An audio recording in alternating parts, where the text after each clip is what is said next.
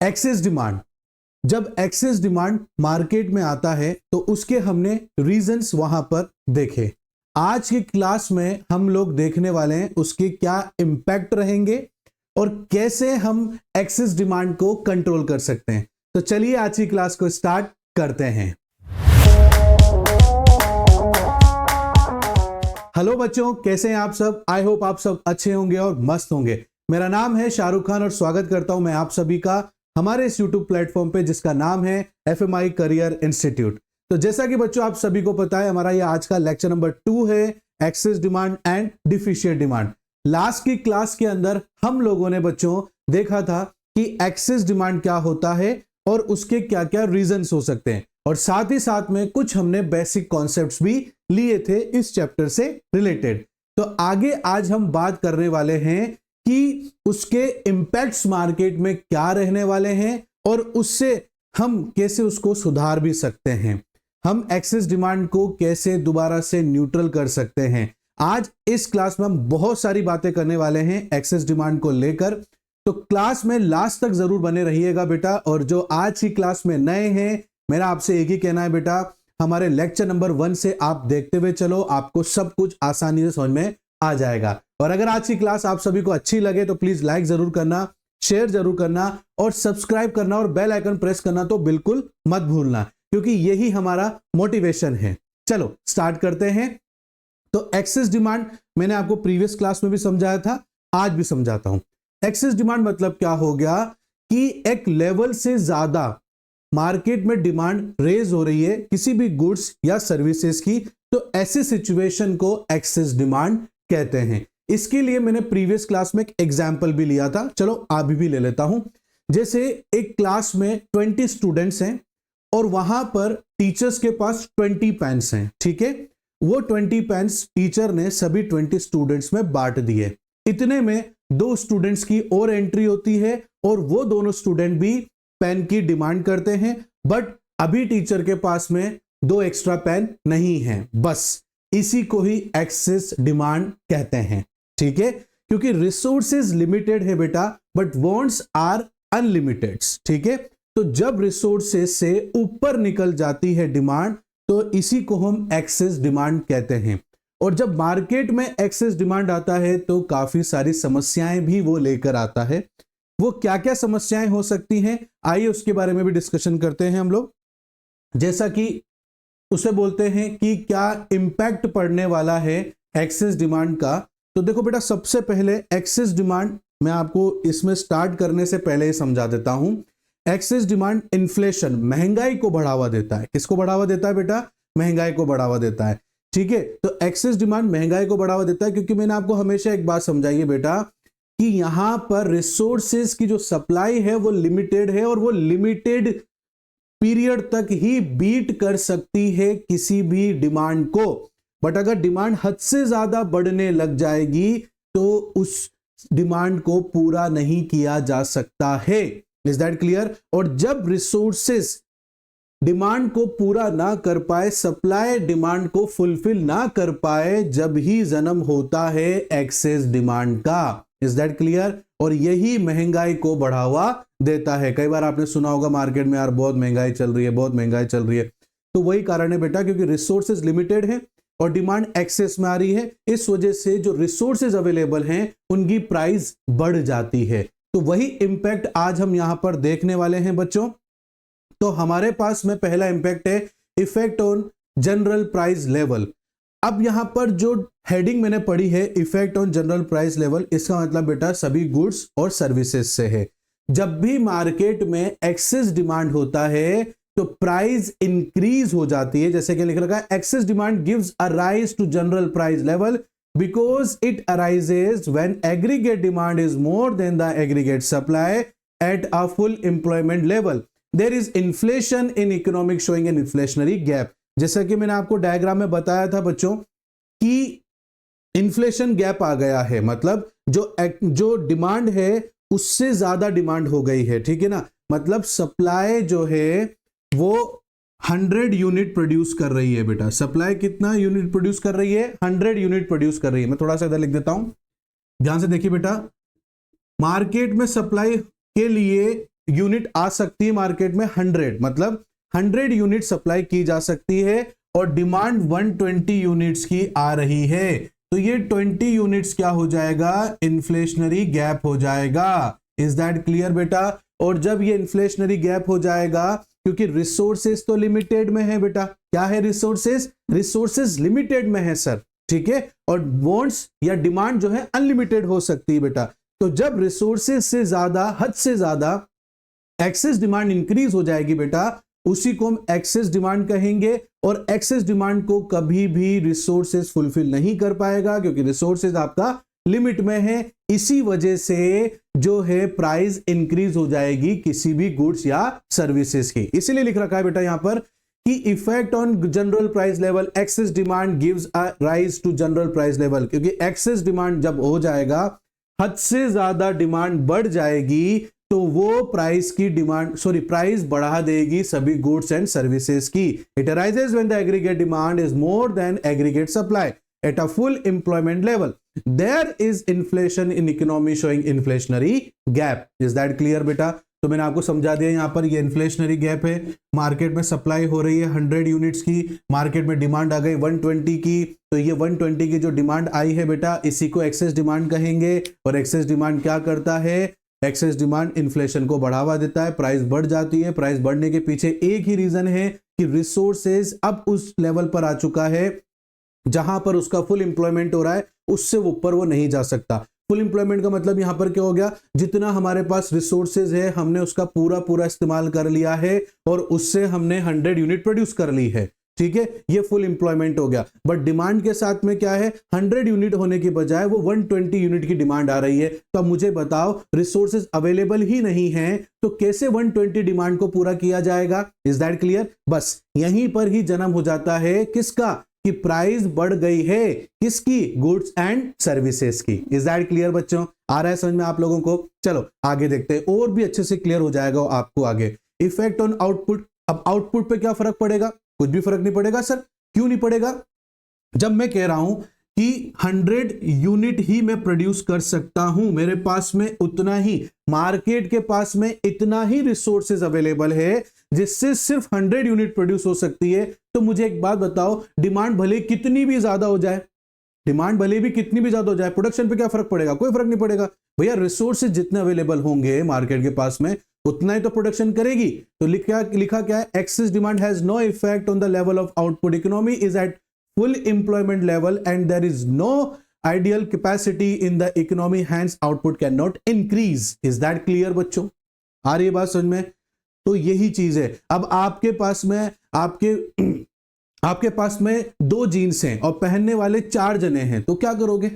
2 जनों को ही दे सकते हो, बाकी 2 जनों के लिए ऐसा तो नहीं है, आपके पास है ही नहीं, अवेलेबल ही नहीं है, तो आप कहां से उसके लिए प्रोडक्शन करोगे या कहां से उसके लिए लेकर आओगे? आप क्या कहोगे, भैया मेरे पास 2 थी, 2 इनको दे दी, अब आप बाद में आए हो, अब आपके लिए मेरे पास नहीं है।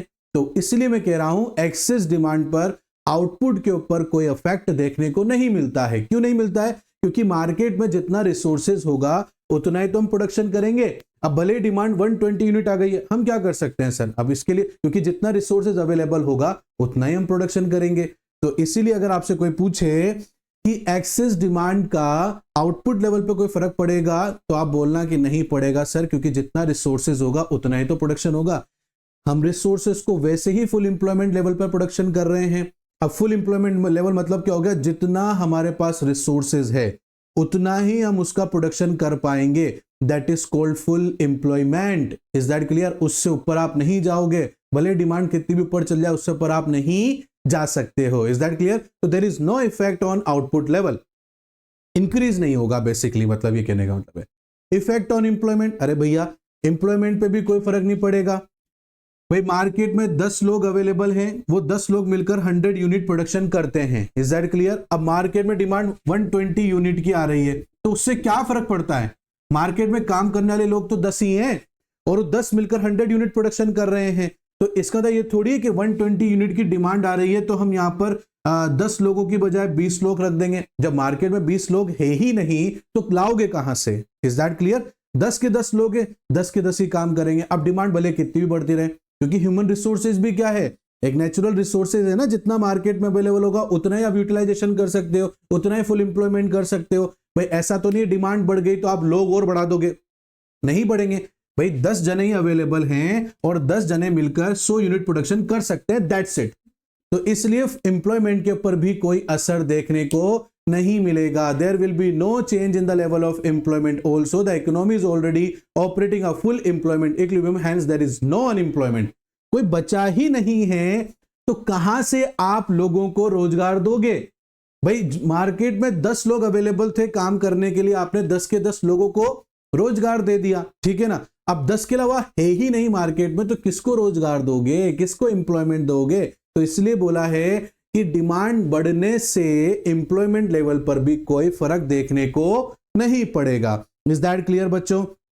तो ये 3 इंपैक्ट, मेन इंपैक्ट है बेटा, जिसका एक्सेस डिमांड का असर इन तीनों चीजों पर देखने को मिलता है। Is that clear? तो अगर आपसे पूछे सर प्राइस के ऊपर एक्सेस डिमांड का क्या फर्क पड़ेगा, तो भैया प्राइस बढ़ जाएगी, क्योंकि रिसोर्सेज लिमिटेड हैं, तो फिर क्या होगा, ऑटोमेटिकली उनकी प्राइस इंक्रीज हो जाएगी, ठीक है। दूसरा है बेटा इफेक्ट ऑन आउटपुट, कोई आउटपुट में फर्क नहीं पड़ेगा, नहीं पड़ेगा बेटा, बिल्कुल भी नहीं पड़ेगा। भाई जितना हमारे पास रिसोर्सेज होगा उतना ही तो हम प्रोडक्शन करेंगे, उससे ज्यादा कैसे ले आएंगे, रिसोर्सेज है ही नहीं मार्केट में अवेलेबल। Is that clear? और वैसा है कि वैसा ही सिचुएशन हमारा जो है एम्प्लॉयमेंट के साथ में भी होगा। मार्केट में लोग अवेलेबल ही नहीं है, कैसे एम्प्लॉयमेंट क्रिएट करोगे? एक्सेस डिमांड तो हो जाए। भाई 10 लोग ही अवेलेबल है और 10 लोग मिलकर 100 यूनिट प्रोडक्शन कर रहे हैं, अब 10 से ज्यादा लोग है ही नहीं, तो किसको दोगे रोजगार? Is that clear? तो ये इंपैक्ट देखने को मिलता है एक्सेस डिमांड का। Is that clear? चलो अब समस्या है तो सोल्यूशन भी देना पड़ेगा सर, बिल्कुल सही बात है। अब इन्फ्लेशनरी या इन्फ्लेशन के अंदर इकोनॉमी वर्क भी तो नहीं कर सकती ना, क्योंकि बाद में जाकर एक बहुत डेंजरस सिचुएशन ये ले सकती है अगर हमने इसका इलाज नहीं किया तो। किसका इलाज नहीं किया? तो एक्सेस डिमांड का, क्योंकि मार्केट में महंगाई हो जाएगी। अब महंगाई में हर व्यक्ति सरवाइव नहीं कर पाएगा बेटा, ठीक है ना। तो इसका कुछ ना कुछ तो इलाज करना पड़ेगा, और इसका इलाज किसके पास में है? हमारी जो है आरबीआई के पास में इसका इलाज है, ठीक है, हमारी गवर्नमेंट के पास इसका इलाज है। गवर्नमेंट अब देखना आप किस तरीके से मार्केट को मैनेज करती है ताकि इन्फ्लेशन को खत्म किया जा सके, ठीक है। तो देखो जनरली एक्सेस डिमांड को कंट्रोल करने के लिए 2 हमारे पास में ऐसे टूल्स हैं जिससे आरबीआई कंट्रोल करता है एक्सेस डिमांड को। Is that clear? तो उन 2 टूल्स का नाम है बेटा, या 2 पॉलिसीज बोल लीजिए आप, उनका नाम है मॉनेटरी पॉलिसी और fiscal policy. Is that clear? क्या बोला मैंने? मॉनेटरी पॉलिसी और फिस्कल पॉलिसी। ये 2 ऐसी पॉलिसीज हैं जो बड़ा काम आती है अगर मार्केट में एक्सेस डिमांड हो जाए तो। इसको कंट्रोल करने के लिए ये 2 चीजें, 2 पॉलिसीज हमारे पास में होना बहुत जरूरी है, और ये होती भी है। इसीलिए गवर्नमेंट इनसे कैसे कंट्रोल करेगी, आरबीआई का क्या इन्वॉल्वमेंट रहता है, वो सारी बातें आज हम इसमें फिनिश कर लेंगे। इज दैट क्लियर बच्चों? तो देखो बेटा, मॉनेटरी पॉलिसी नाम से ही समझते हैं सबसे पहले कि मॉनेटरी मतलब मनी, मॉनेटरी मतलब मनी, ठीक है ना। अब मनी से ऐसा हम क्या करेंगे जिससे हम एक्सेस डिमांड को कंट्रोल कर पाएंगे। और दूसरा है फिस्कल पॉलिसी, इसके बारे में मैं आपको बाद में समझाऊंगा बेटा, क्योंकि मॉनेटरी में तो क्या आप लोग थोड़ा समझ गए कि ये मॉनेटरी मतलब मनी से रिलेटेड है, फिस्कल एक्सपेंडिचर और रेवेन्यू से रिलेटेड है, उसके बारे में भी हम देखेंगे। तो सबसे पहले मॉनेटरी लेते हैं बेटा। मॉनेटरी का मतलब समझो सबसे पहले आप। मॉनेटरी मतलब मनी सप्लाई, मॉनेटरी मतलब मनी सप्लाई। मनी सप्लाई से एक्सेस डिमांड को कंट्रोल किया जाता है, उसी को ही हम मॉनेटरी पॉलिसी कहते हैं। Is that clear? मैं दोबारा अपनी बात को रिपीट करता हूं, मैं क्या कह रहा हूं बेटा, मनी सप्लाई से किसको कंट्रोल किया जाता है? एक्सेस डिमांड को कंट्रोल किया जाता है, उसे ही मॉनेटरी पॉलिसी कहते हैं। Is that clear? देखो, monetary measure which are adopted to control money supply or credit creation in a country are called monetary measures, ठीक है। and the policy concerning monetary control measure in terms as the monetary policy by the central bank of the country. For instance in our country it is operated by the RBI। बिल्कुल सही बात है। इस monetary policy को operate कौन करता है? तो सर इसको ऑपरेट करता है सभी देशों का सेंट्रल बैंक, और हमारे देश का जो सेंट्रल बैंक है उसका नाम क्या है? आरबीआई, मतलब रिजर्व बैंक ऑफ इंडिया। तो मॉनेटरी पॉलिसी को मैनेज कौन करता है भारत के अंदर? वो है आरबीआई। और मॉनेटरी पॉलिसी का ऑब्जेक्टिव क्या है? मॉनेटरी पॉलिसी क्या करेगी? मॉनेटरी पॉलिसी प्राइस में स्टेबिलिटी लेकर आएगी। जो आपने भी अभी आपने पहले देखा बेटा, उसमें आपने क्या देखा कि प्राइस बढ़ रही है, इंक्रीज हो रही है, तो उसको कंट्रोल करने का काम किसका है? प्राइस स्टेबिलिटी कौन करेगा? मॉनेटरी पॉलिसी करेगी। और ये काम कौन देखता है? ये काम जो है आरबीआई देखेगा। दूसरा मॉनेटरी पॉलिसी का काम क्या है? इकोनॉमी ग्रोथ करना। क्या करना बेटा? इकोनॉमी में ग्रोथ करना। और लास्ट है फुल एम्प्लॉयमेंट। मार्केट में अगर 10 लोग हैं तो 10 लोगों के पास काम होना चाहिए, उससे ज्यादा रिक्वायरमेंट भी नहीं होनी चाहिए, ठीक है ना, और ना ही कम होना चाहिए। तो मॉनेटरी पॉलिसी से इस तरीके से इन तीनों चीजों को ध्यान में रखते हुए काम किया जाता है। आगे देखो बेटा, अब मॉनेटरी पॉलिसी के टूल्स, इसके भी टूल्स होते हैं। क्या होते हैं बेटा? इसके भी टूल्स होते हैं। जैसे कि मैं आपके सामने नाम लेता हूं। एक होता है हमारा रिजर्व रेशियो, ठीक है, अभी रिजर्व रेशियो क्या होता है पूरा डिटेल में जानेंगे। एक होता है हमारा बैंक रेट, एक होता है हमारा रेपो रेट, ठीक है। अब 1 बाय 1 का बात करते हैं बेटा। रिजर्व रेशियो के ऊपर हम बात करते हैं, ठीक है बच्चों। अब रिजर्व रेशियो में 2 चीजें आती हैं बेटा। आप लोग प्लीज अपने साथ में एक रजिस्टर लेकर चलें। मैं जो बोलता जा रहा हूं उसमें भी एक आपके लिए नोट्स तैयार हो जाएंगे बेटा। तो मेरी बातें ध्यान से सुने और पेन चलाते रहें अपने रजिस्टर में, तो देखना आपके लिए भी एक अच्छा सा नोट्स तैयार हो जाएगा। बाकी नोट्स मैंने लिख ही रखे हैं, आप स्क्रीनशॉट लेकर इसको बाद में लिख भी सकते हैं, ताकि आपको थोड़ा आइडिया लग जाएगा कि बोर्ड्स के एग्जाम्स में किस प्रकार की लैंग्वेज आपको इस्तेमाल करनी है और कैसे आंसर्स लिखने हैं। मैं बाद में भी आपके साथ में इसमें डिटेल में बात भी करूंगा बेटा कि एग्जाम्स के अंदर किस तरीके से आप लोग जो हैं अपने आंसर्स लिखकर आएंगे, ठीक है बेटा। तो देखो बेटा, यहां पर जो रिजर्व रेशियो है वो भी 2 तरीके के होते हैं। एक होता है CRR और एक होता है SLR। मैंने देखना, आप ध्यान देखना, लैंग्वेज में भी लिख रखा है। CRR मतलब हो गया कैश रिजर्व रेशियो, और SLR मतलब हो गया स्ट्रेचरी लिक्विडिटी रेशियो। ये दोनों क्या होते हैं? ध्यान से सुनना, बच्चों को काफी कंफ्यूजन रहता है समझने के बाद में भी, और वो एग्जाम में भी कंफ्यूजन में रहते हैं। तो बेटा, कैश रिजर्व रेशियो मतलब क्या होता है? देखो, आरबीआई क्या करता है, सभी कॉमर्शियल बैंक जो मार्केट में हैं, ठीक है ना, बहुत सारे कॉमर्शियल बैंक है जो हमारे लिए काम करते हैं बेटा, ठीक है। आरबीआई हमारे लिए इनडायरेक्ट तरीके से काम करता है, कॉमर्शियल बैंक हमारे लिए डायरेक्टली काम करता है, ठीक है। तो आरबीआई क्या करता है, सभी कॉमर्शियल बैंक्स को कुछ रिजर्व्स मेंटेन करने के लिए बोलता है, जिसमें से कोई भी बैंक उन पैसों को इस्तेमाल नहीं कर सकते हैं, ठीक है ना।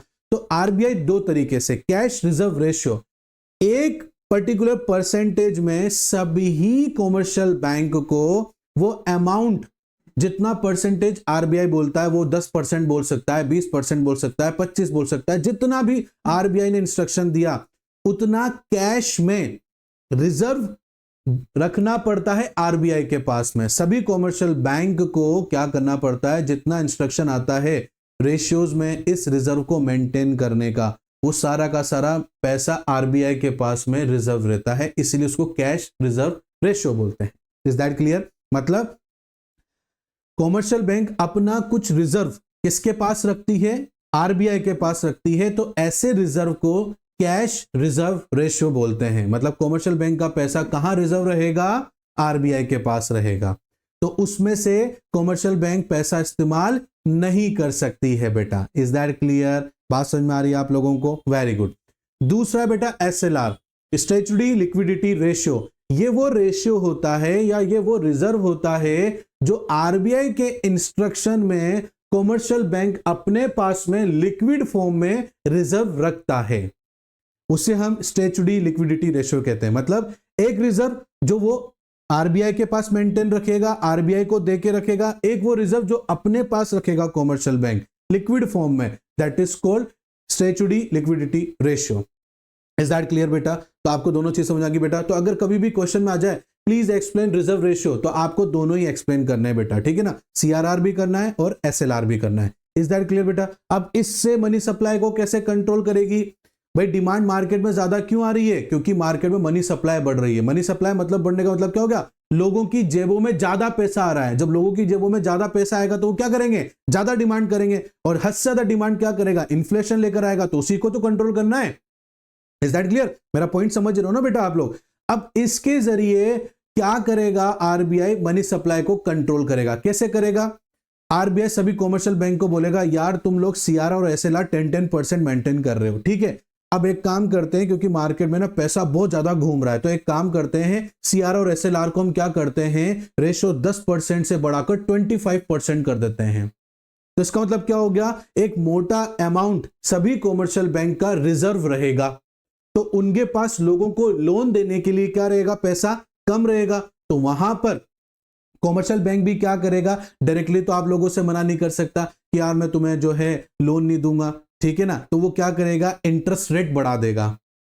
पहले वो 5% इंटरेस्ट रेट ले रहा था आप सभी से, अब उसको 15% कर दिया। तो यहां पर क्या होगा, लोग लोन लेना कम कर देंगे। जब लोग लोन लेना कम कर देंगे तो इन्वेस्टमेंट भी कम हो जाएगा, इन्वेस्टमेंट कम हो जाएगा तो लोगों की जेबों में पैसा कम आएगा। जब लोगों की जेबों में पैसा कम आएगा तो लोग डिमांड करना कम कर देंगे, और इस तरीके से एक्सेस डिमांड को इक्विलिब्रियम लेवल पर लाया जाएगा।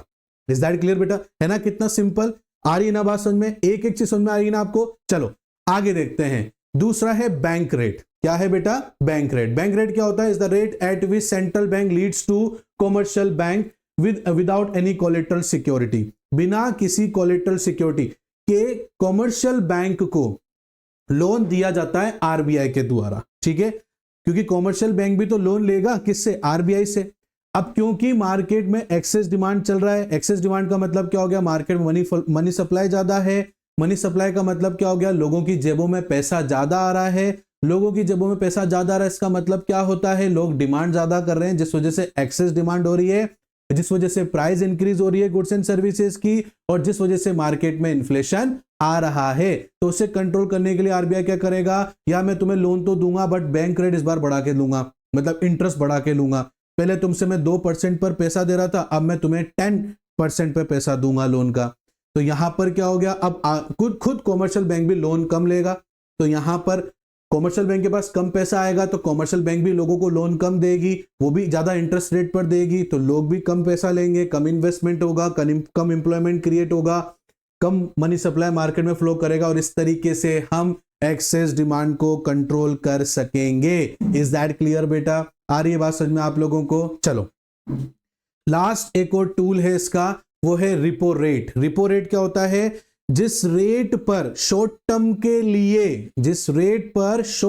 के लिए कॉमर्शियल बैंक आरबीआई से लोन लेता है, ठीक है ना। दोनों में ज्यादा डिफरेंस नहीं है, वहां पर विदाउट कोलेटरल है बेटा, यहां पर कोलेटरल के साथ में है। और यहां पर क्या होता है, शॉर्ट टर्म के लिए कॉमर्शियल बैंक आरबीआई से लोन लेता है। एज यूजुअल वही चीज यहां पर रिपीट होगी बेटा, रिपो रेट को बढ़ा दिया जाएगा, जिससे कॉमर्शियल बैंक के पास कब पैसा आएगा, जब कॉमर्शियल बैंक के पास कम पैसा आएगा तो कॉमर्शियल बैंक इंटरेस्ट रेट को बढ़ा देगा, जिससे लोग लोन कम लेंगे। जब लोग लोन कम लेंगे बेटा तो उससे क्या होगा, लोग इन्वेस्टमेंट कम करेंगे, लोगों को एम्प्लॉयमेंट कम मिलेगा, लोगों की जेबों में पैसा कम आएगा, लोग डिमांड को कम कर देंगे, और इसी तरीके से एक्सेस डिमांड को कम किया जाएगा। और हम यही तो चाहते हैं कि एक्सेस डिमांड को कम किया जा सके, ताकि इन्फ्लेशन को कम किया जा सके, ताकि इकोनॉमी को मार्केट में एक स्टेबल ग्रोथ मिले। इज दैट क्लियर बच्चों?